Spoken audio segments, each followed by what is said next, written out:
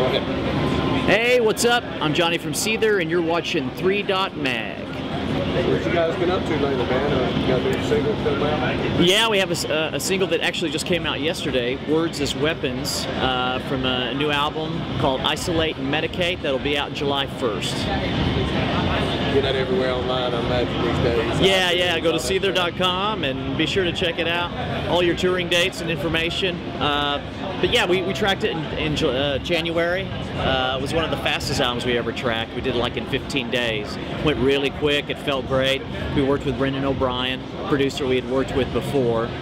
Great guy, and we were just real comfortable, and things were going great and falling into line. In fact, we were booked in the studio in January before we even had an entire album written.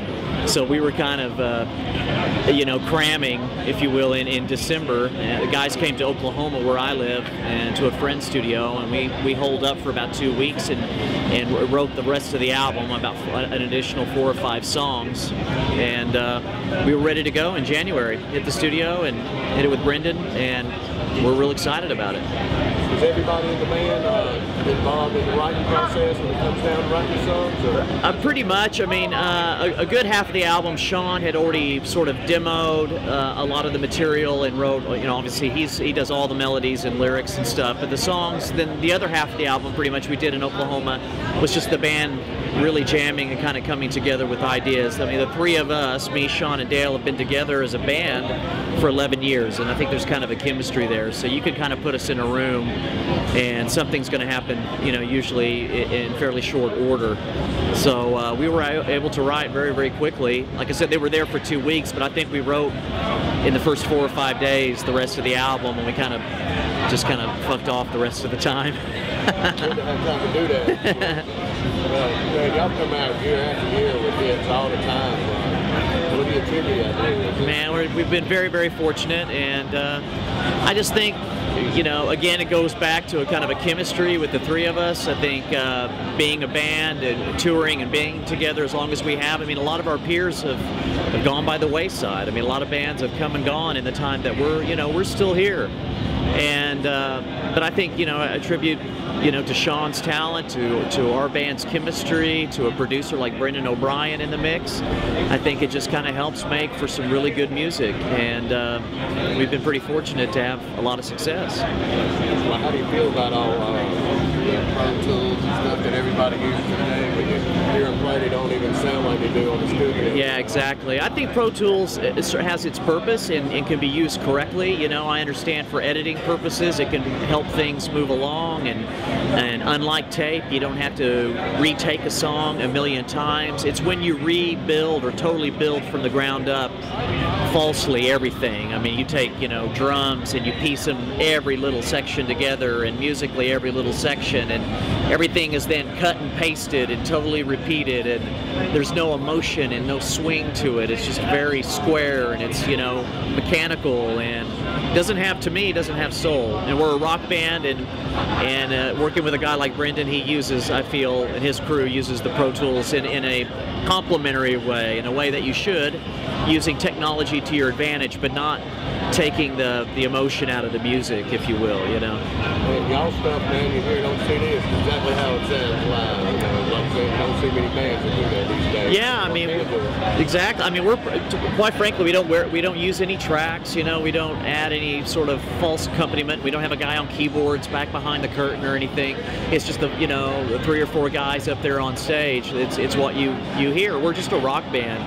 And in some cases, the recording or the album may have different elements that aren't replicated identically live, but the song and the live experience, I think, comes across. And I think it should be a little different in some cases, since shouldn't sound like shit, but but in some cases should sound a little different.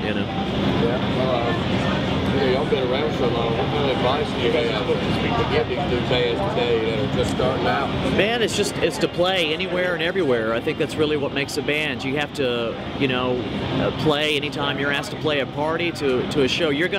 Those first shows, you're gonna be playing for the bartenders, just the bartenders in those clubs. You know what I mean? You're gonna have to build up a fan base. It takes a lot of work. It isn't like the game show where you audition and then you get the record deal and the fame. I mean, for a rock band, I think you got to hop in the van and go play anywhere and everywhere, write music, keep writing. Not everything's going to be a jam, but hopefully through that the band develops its style, its sound, and you get a strong, you know, group of songs. And but yeah, I think you got to play, man. What you hear on the radio today, I mean, y'all stuff, you know it's you guys. You hear stuff, it takes you so long to figure out who the hell it is. Yeah. Yeah.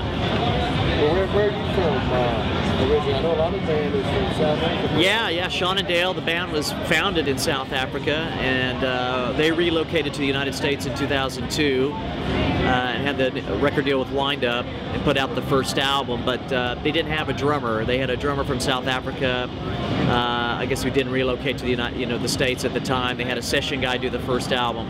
So I joined in 2003 and been with them now 11 years. A long time these days. It's you know, a long time. Been very fortunate. That's right. Well, what we got to look forward to? Your new album coming out? Yeah, July 1st, Isolate and Medicate, the new album out. We're just now hitting the road. We're going to Europe in June for some of those big rock festivals over there. And then I believe this fall we'll be doing a headline tour and some more dates overseas. And so with the new album and with Seether, you know, we'll be on the road 18 months to 2 years and be hitting some places 2 and 3 times. So come out and see us and come check out the show. Who are some of the bands you guys listen to? Man, I listen to a lot of different stuff, but you know, just because you're a rock guy doesn't mean like you listen to rock all the time.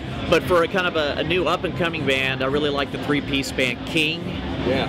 Man, I think they rock, man. They're an awesome band, kind of Sabbath, but great melodies and great musicians, man. I really like King a lot. But I like the old stuff, man. My iPod's loaded down with Motown and Marvin Gaye and, you know. That's me when I put it in Neil Diamond sometimes. Yeah, man, we got to have those guilty pleasures, you know. I like Hall & Oates, man. What the hell?